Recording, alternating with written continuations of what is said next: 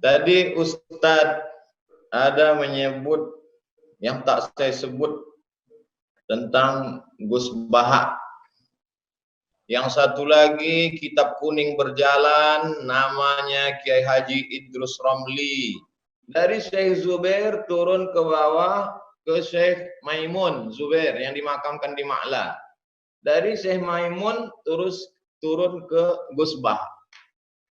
Saya tidak memasukkan beliau ke Quran atau ke fikih atau ke akhlak, karena kalau kita dengar kajiannya semua masuk, tafsirnya masuk, fikih syafi'inya masuk, lalu kemudian akhlak, kemudian sejarah, kemudian banyak mengutip dari Abu Hamid Al-Ghazali.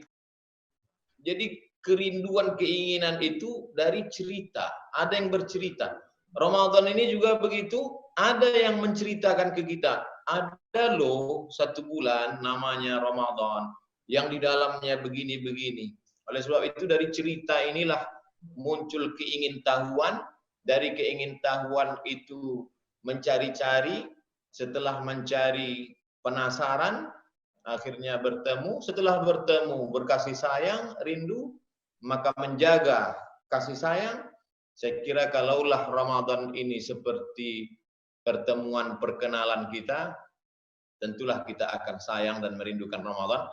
Maka latamanna antakuna sanata kullaha Ramadan. Pastilah mereka berharap supaya semua tahun itu isinya adalah Ramadan. Justru malam ini kita malah bisa ketemu. Andai tidak ada COVID-19 mungkin tak ketemu. Jadi saya yakin dan percaya kalau kita manage Ramadan ini dengan baik, maka 3 aspek ini pasti dapat. Aspek akidahnya, aspek fikih, sholat, zakat, puasa, hajinya, aspek akhlakul karimahnya, maka insya Allah iman, Islam, ihsan dapat, dan ilmu-ilmu yang sangat banyak, kesabaran, apalagi kalau rajin bisa ditulis, bisa disimpan filenya, direkam videonya, tanya jawabnya juga menjadi pelajaran bermakna. Ramadan 2020, Ramadan 1441 mesti lebih bermakna dari Ramadan sebelumnya. Wallahu a'lam. Jadi kalau ingin ya, bidang beliau kan Ustadz Abdul Samad sebetulnya di hadis kan? Hadis ya. Iya. Tapi dia sebut nama lain tadi. Ya. Ya. Jadi kita bocorkan ke umat sekalian ya, bahwa kalau ingin belajar hadis tetapi dengan sudut-sudut pandang fikih yang detail ya. Misalnya kalau Gus Baha misalnya dibanding Ustadz Abdul Somad. Ya. Gus Baha ini kan kekuatannya di Quran, ulumul Quran. Tafsir Quran tetapi dengan ayat-ayat ahkam dan kekuatan di fikihnya. Iya. Sehingga Gus Baha ini punya kelebihan di situ yang luar biasa. Nah, Ustadz Abdul Somad kelebihannya nah di sini. Jadi beliau mendalami hadis tapi dengan bab-bab fikihnya yang mendalam. Jadi saya membayangkan Ustadz Abdul Somad ini kayak membaca Al-Muwatta lil Imam Malik. Iya. Iya. Masya Allah. Luar bahasan biasa. hadis yang sub-sub bahasannya berdasarkan sub-bab fikih gitu ya. Iya. Ada tasrih. Dan terus terang Zat, saya itu setiap malam begitu pulang dari IKL, saya tiap malam dengerin Ustaz Abdul Somad. Oh. Iya, sampai rupanya pengagum sampai ya? istri saya itu bilang, kapan mau tidur? Ntar dulu masih dengerin. Kalau dia merasa terganggu dengan suara, saya pakai headset. Nah sekarang pertanyaan saya, apa yang paling berkesan dari Ustadz Amir terhadap Ustadz Abdul Somad? Yang pertama, bahasa Ustadz Abdul Somad, bahasa yang mudah dipaham oleh semua kalangan. Jadi semua masyarakat dengan level apapun, baik dari kalangan awam maupun akademis, alhamdulillah saya merasakan bahwa bahasa Abdul Somad bahasa yang mudah dipaham. Terus yang kedua, bahwa tadi itu Ustaz Abdul Somad punya kebiasaan bahwa apa yang beliau sampaikan sudah catatannya. Jadi seandainya ada orang nanya, ada catatannya. Jadi setelah saya baca semua kitabnya Ustaz Abdul Somad yang 37 permasalahan, jadi itu kayaknya catatan materi Ustaz Abdul Somad yang disampaikan di berbagai tempat jadi buku. Jadi itu jadi materi. jadi oretan-oretannya itu menjadi materi. Nah, makanya kita langsung tenang begitu mendapatkan penjelasan Ustaz Somad, tenang. Saya sendiri nih, saya merasakan nih, sekarang saya ingin menceritakan nih Ustaz Somad. Kalau ada orang nanya hukum ini, saya cari dulu apakah ada enggak pendapat Ustaz Abdul Somad. Saya cari dulu. Nah, ketika sudah beliau memberikan pendapat, baru saya ngopi-ngopi nih Ustaz. Mohon izinnya Ustaz. Dengan keredaan antum. Jika satu saat saya memberikan pendapat mirip-mirip dengan pendapat antum, yaitu itu ngopi dari pendapat antum Ustaz. Ya, semoga Allah berkahi insyaallah. Jazakallahu khairan. Jadi judulnya ini pendapat Imam Syafi'i, ya. Naqalahu Syekh Abdul Somad. Iya. Masya Allah, jazakallahu khairan, Allah barik fikum. Saya sedang diajarkan oleh dua orang guru ini bagaimana ilmu tawadhu, ilmu rendah hati. Jadi begitu cara mereka mendidik kita. Mudah-mudahan kita dapat mengambil akhlak dari Ustadz Dr. Amir Faisal dan Al-Mukarram Ustadz Bakhtiar Nasir. Allahumma anfa'na bima 'allamtana. Tadi Ustadz Bakhtiar Nasir ada menyebut yang tak saya sebut tentang Gus Baha.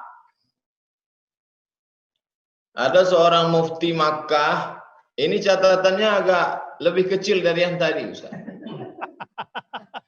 Mungkin karena nggak bisa keluar beli kertas lagi seperti kemarin. Yang besar. Ada mufti Makkah namanya Syekh Ahmad Zaini Dahlan. Hampir semua sanad-sanad hadis, sanad fikih itu bermuara ke Syekh Zaini Dahlan. Lalu kemudian turun ke bawah, itulah Syekh Bakri Syata, penulis kitab I'anatut Talibin.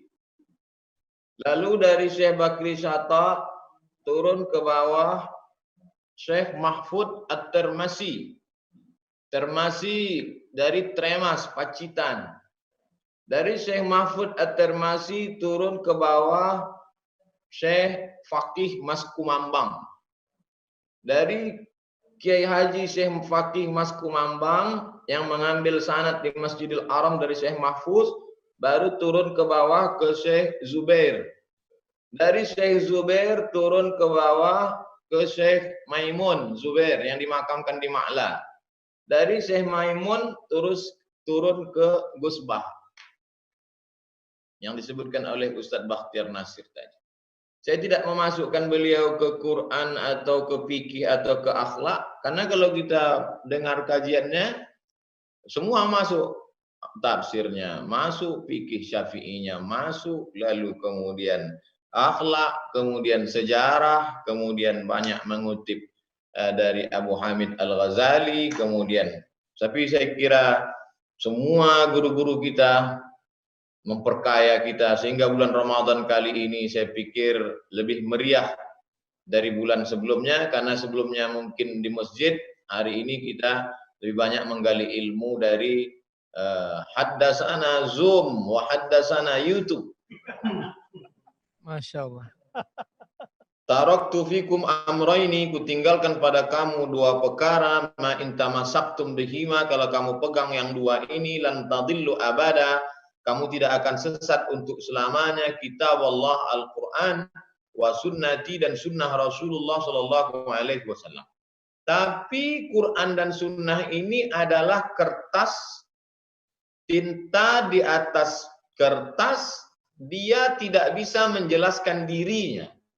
Dia mesti dijelaskan oleh manusia yang punya akal, punya iman, punya akhlak.